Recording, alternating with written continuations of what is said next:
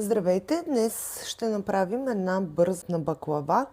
За нея ще са ни необходими около 100 грама разтопено масло, канела, 1 пакет кори за баница, 200 грама орехи, които ще направя на ситно, или ще ги смеля, или ще ги нарежа на ситно. Тук имам приготвен още от вчера захарен сироп, който е от 500 мл вода, 500 грама захар, кората на един лимон и малко ванилия. Вряла на котлона на 9 степен от 9 за около 20 минути. Не е много гъст. Ако искате, може да го варите малко повече, за да стане по-гъст. Другият вариант е просто да сложите повече захар с по-малко вода. И към тях ще прибавя и 10 грама канела.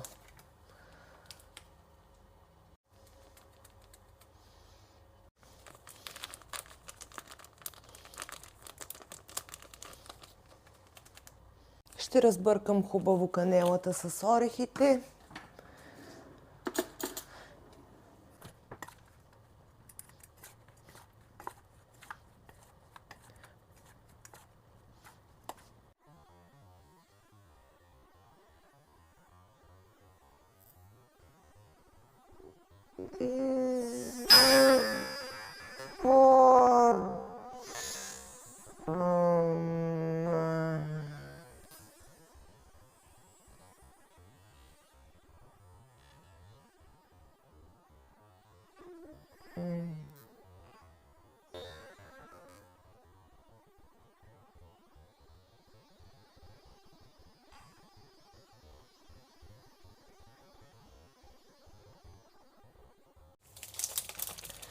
Формата, която ще използвам е 30 см. Най-вероятно ще ми останат малко кори за баница, защото това е голяма опаковка от 500 грама.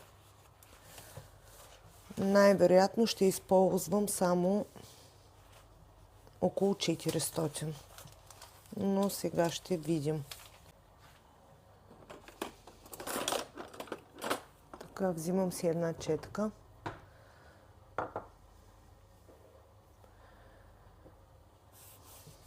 И започвам да си мажа корите с разтопеното масло.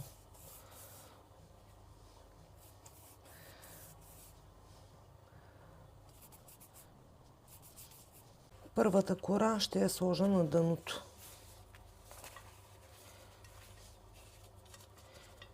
И леко ще я прегъна ето така.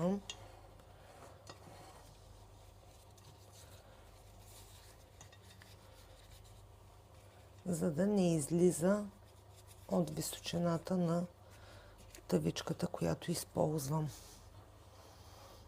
Така, това ще е първата. Мажа всяка следваща кора пак с масло. Няма да слагам много, защото така или иначе всичките 100 грама ще отидат за баклавата. Поръсвам от орехите с канелата.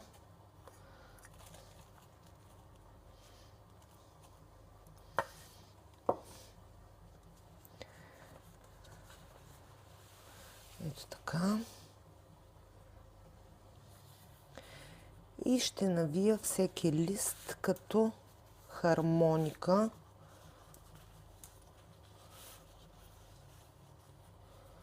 По ето този начин.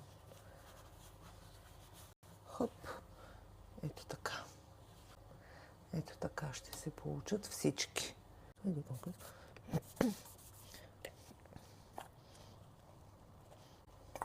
Слагам си на око от плънката. Не знам за колко кори ще стигне точно за тази формичка, но няма никакво значение. Може да си направите половин доза, може да направите една. Ако тавата ви е по-голяма, може и 2. Така. Продължаваме.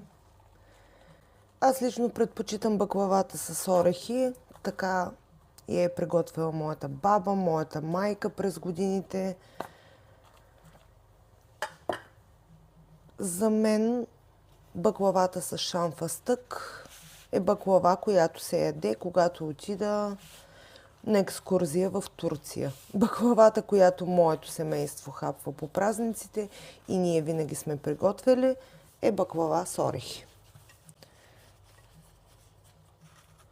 Така ето, добре се движим. Имаме още плънка, имаме още масло, имаме още доста кори. Няма никакво значение по колко.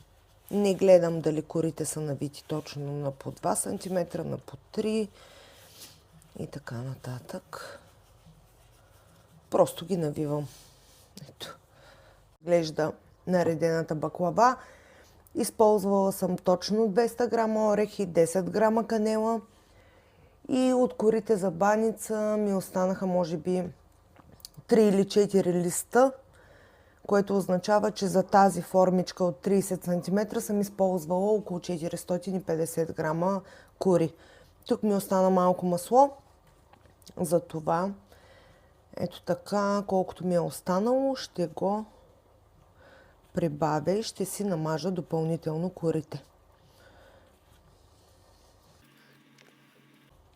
И слагаме да се пече на 180 градуса в предварително загрята фурна без вентилатор.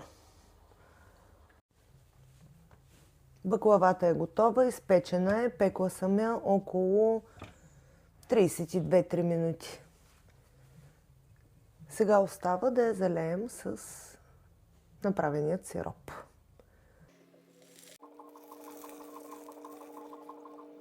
Сега ще я прибера в хладилника след като изстине и утре вече ще е готова. Можем да си я приготвим за Коледа, можем да я приготвим за Нова година.